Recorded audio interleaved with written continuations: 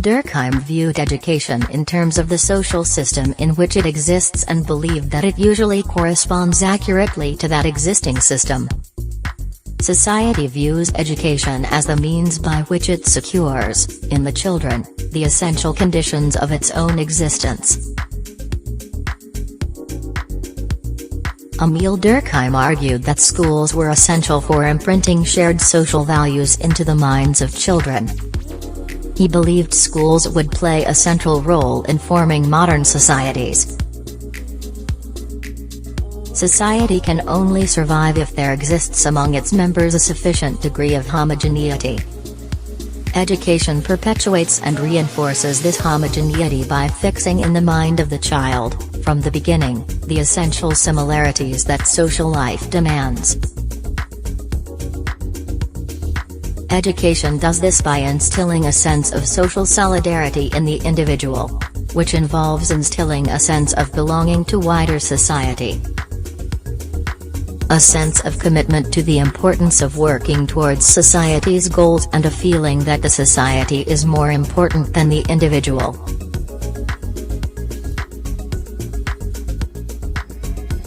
Durkheim argued that to become attached to society, the child must feel in it something that is real, alive and powerful, which dominates the person and to which he owes the best part of himself. Durkheim argued that school rules should be strictly enforced with a series of punishments for those who broke the school rules, which reflected the seriousness of the damage done to the social group by the child who broke the rules.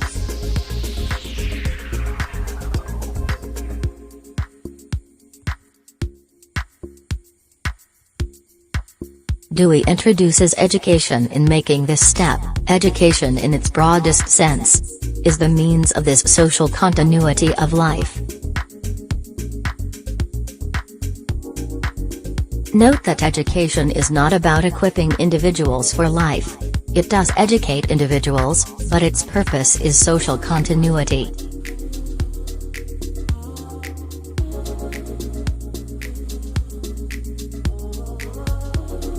Individuals are born with no knowledge or skills, so they must be initiated into the interests, purposes, information, skills, and practices of the mature members, otherwise, the group will cease its characteristic life.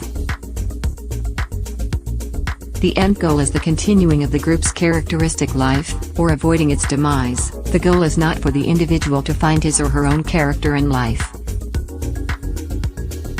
Dewey notes that group does not come into existence simply as a result of physical proximity, and he lays out a strong set of additional conditions for group existence.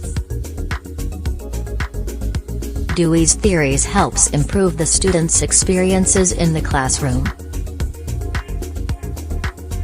Students will learn to participate actively and develop personal interest in the classroom lessons and becoming lifelong learners. Dewey saw teachers as mentors, guides and facilitators. Rather than remaining behind the desk, try interacting directly and actively with students. When designing active hands-on classroom activities, start with a bridge lesson to assess how much the students already know. Design experiences that will lead to independent learning. Dewey believed teachers should never pressure students to conform. Instead of going into a classroom with certain expectations, accept students of all different cultures, religions and family backgrounds. Within individual school regulations, respect students who wear different or unusual attire. Dewey also believed in a democratic classroom where students felt free to express their opinions. Listen respectfully to each student and ask for frequent feedback. Based from the two different views, I stand with the belief of John Dewey learning by doing, which is focused on the opportunities and day-to-day experiences to adapt with the environment in order to learn. Dewey stressed out that man behaved out of habit and that change often led to unexpected outcomes.